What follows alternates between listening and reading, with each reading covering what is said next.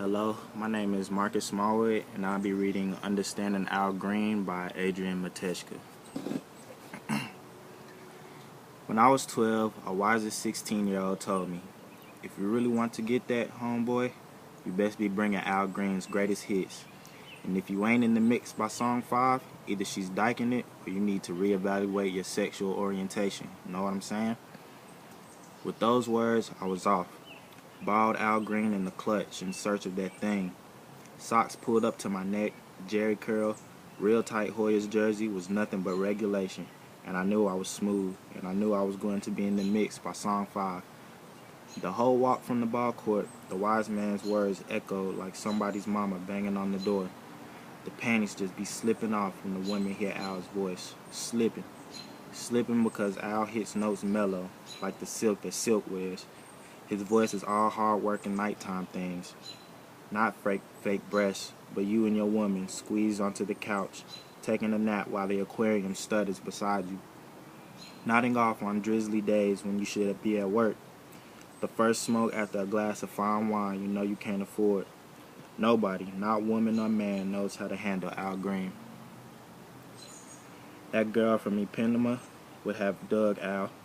Her panties flip-flopping right there by the sea. That sexy passing the far side by would have stopped to say what up if they were Al, but they weren't. And neither were you. Last night when that woman at the club shut you down. I got a man, blah, blah, blah. Hate to tell you, player, but she's at Al's place right now asking for an autograph and maybe a little something, something. What is something, something? I don't know, but Al knows. And I'm sure you've heard that old job about Al getting scarred and grits thrown on him. You have to recognize those lies because he would have started singing and those grits would have been in the mix too. For real. I never believed the pimp the preacher story anyway. The point is, Al's voice is like G-strings and afro wigs and trying to be quiet when the parents are home. The point is, Al Green hums better than most people dream. When I first read Understanding Al Green by Adrian Matejka, I had many interpretations. As I believed the poem to be about a young boy's first introduction to the powers of the greatly talented Al Green. As said in the first stanza, if you really want to get that, homeboy, you best be bringing Al Green's greatest hits. During the 70s, Al Green's melodic vocals and charm was very popular in his love songs. Some of the best out will put any woman in her right mind in the love-making mood. As I continued reading, I began to notice how the author used Al Green as a sex deity. Real tight Hoyas jersey was nothing but regulation, and I knew I was going to be in the mix by song 5. I interpreted this line as the young boy gaining confidence in his sexual conquest, knowing that after listening to several mesmerizing hits by Al, he was sure to be in the midst of lovemaking.